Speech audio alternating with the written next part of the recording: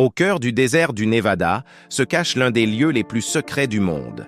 Un endroit dont l'existence a longtemps été niée par le gouvernement américain, la zone 51. Que se passe-t-il vraiment derrière ces portes fermées? Et pourquoi tant de mystères entourent cette base?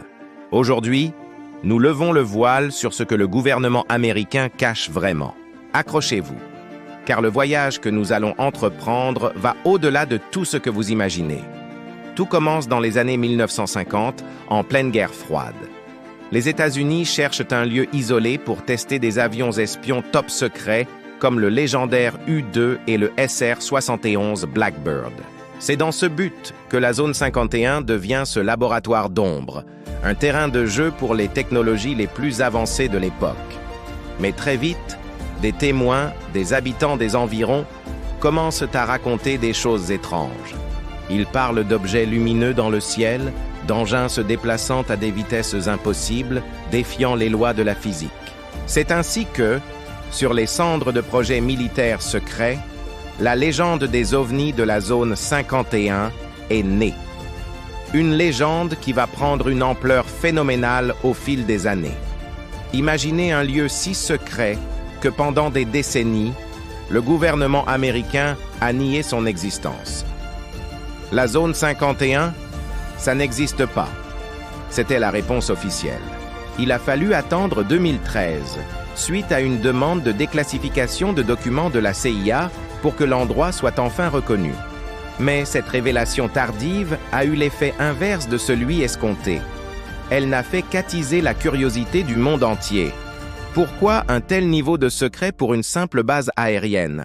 Qu'est-ce qui pouvait bien se tramer là-bas pour justifier des décennies de déni et un périmètre de sécurité où l'usage de la force mortelle est autorisé?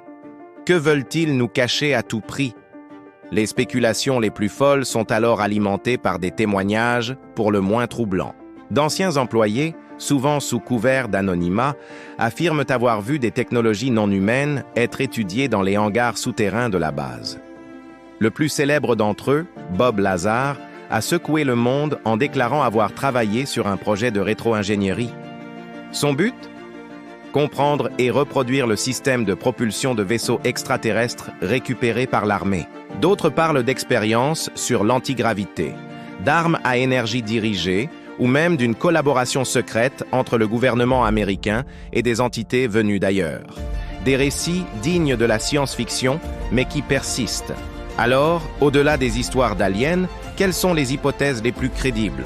De nombreux experts et analystes militaires penchent pour une explication plus terre-à-terre, mais tout aussi fascinante. La zone 51 ne serait pas le garage de soucoupes volantes, mais le berceau des technologies militaires de demain. On y développerait des drones invisibles, des systèmes de propulsion hypersonique, des appareils capables de brouiller tous les radars connus. D'autres avancent une théorie encore plus machiavélique. La zone 51, avec son folklore extraterrestre, serait en réalité une gigantesque couverture.